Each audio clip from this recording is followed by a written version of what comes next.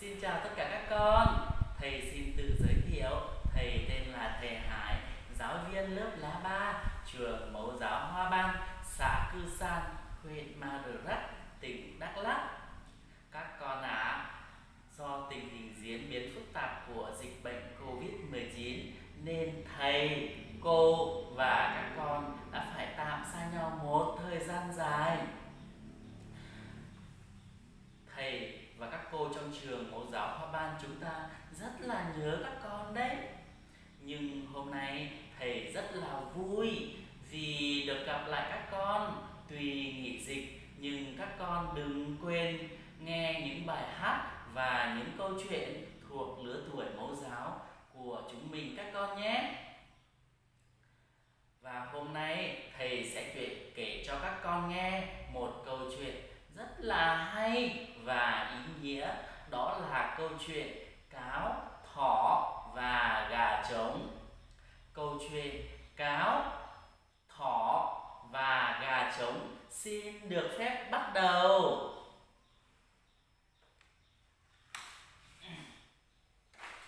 Ngày xưa trong khu rừng nọ có một con cáo và một con thỏ. Cáo có một ngôi nhà bằng băng, còn thỏ có một ngôi nhà bằng gỗ. Mùa xuân đến, nhà cáo tan ra thành nước. Cáo xin sang nhà thỏ sưởi nhờ và đuổi luôn thỏ ra khỏi nhà. Thỏ vừa đi vừa khóc. Một lát sau, thỏ gặp bạn chó. Bạn chó hỏi thỏ: vì sao thỏ khóc? Thỏ liền trả lời: vì sao tôi lại không khóc được? Tôi có một ngôi nhà bằng gỗ, còn cáo có một ngôi nhà bằng băng.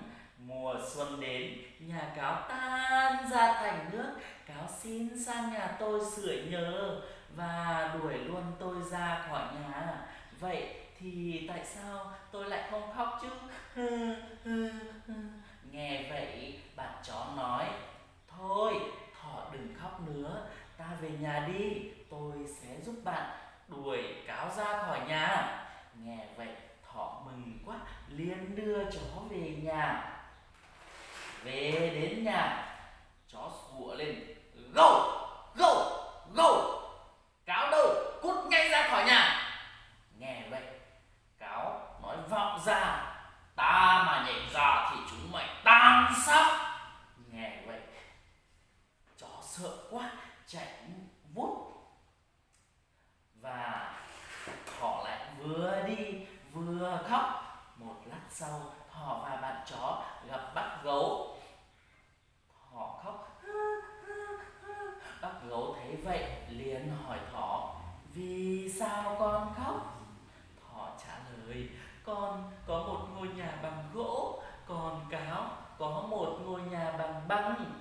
Mùa xuân đến, nhà cáo tan ra thành nước. Cáo xin sang nhà con sưởi nhờ và đuổi luôn con ra khỏi nhà. Vậy thì làm sao con không khóc được? Nghe thỏ khóc nức nở, bác gấu liền nói: thôi, con đừng khóc nữa, ta cùng về nhà con nào. Ta sẽ giúp con đuổi cáo ra khỏi nhà. Thỏ đáp: không đâu, bạn chó đuổi mãi không được. Vậy thì làm sao bác có thể đuổi được chứ? Nghe nói vậy, bác gấu lại cười: ha ha, đưa ta về đi, rồi ta sẽ giúp con đuổi được cáo ra khỏi nhà. Nghe vậy, thỏ và bạn chó mừng quá, liền đưa bác gấu về nhà. Về đến nhà, lần này thì bác gấu gầm lên: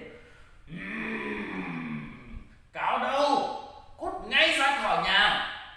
Ngồi trong nhà, nghe bác gấu gầm to như vậy, cáo liền mở cửa sổ ra và nói: ta mà nhảy ra thì chúng mày tan xác. Nghe vậy, bác gấu sợ quá, thỏ sợ quá và bạn chó cũng sợ quá. Ba người cùng nhau chạy xa ra khỏi nhà. Lúc sau bạn thỏ lại vừa đi vừa khóc. Trên đường đi thì bạn thỏ đã gặp được gà trống. Thấy bạn thỏ khóc nức nở, bạn gà trống nói: "Thỏ ơi, vì sao thỏ khóc vậy?" Thỏ liền trả lời: "Tôi có một ngôi nhà bằng gỗ, còn cáo có một ngôi nhà bằng băng. Mùa xuân đến, nhà cáo tan ra thành nước. Cáo xin sang nhà tôi sưởi nhờ, rồi đuổi luôn tôi ra khỏi nhà. Vậy thì làm sao tôi không khóc chứ?" Hừ, hừ, hừ. Nghe bạn thỏ nói vậy, gà trống liền đáp: "Thôi, thỏ đừng khóc nữa, ta cùng về nào. Tôi sẽ giúp bạn đuổi cáo ra khỏi nhà." Và lần này thỏ đáp: "Không đâu, không đâu, bạn không đuổi được đâu. Bạn chó đuổi mãi không được, bắt gấu đuổi mãi không được, thì làm sao bạn có thể đuổi được?" Gà trống đáp: "Nhưng ta lại có cách đuổi được thỏ đấy." Nghe vậy thỏ mừng quá, rồi lại liền đưa bạn gà trống về nhà. Về đến nhà, gà trống vác hái trên vai và nói và cúc cù cu cu, cúc cù cu cu, ta vác hái trên vai, đi tìm cáo gian ác. Cáo ở đâu ra ngay, ra ngay. Ngồi trong nhà, cáo nghe vậy sợ quá, liền đáp: Đợi đợi tôi đã, đợi tôi lấy cái áo bông đã." Lần này thì gà trống quát lên: "Cúc cù cu cu, cúc cù cu cu, ta vác hái trên vai, đi tìm cáo gian ác. Cáo ở đâu, ra ngay, ra ngay, ra ngay." Nghe vậy cáo sợ quá, liền nhảy vọt ra ngoài,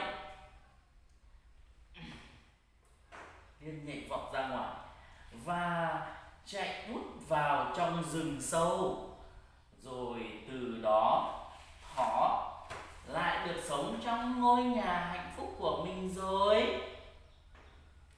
Các con câu chuyện thầy vừa kể cho các con nghe đã hết rồi.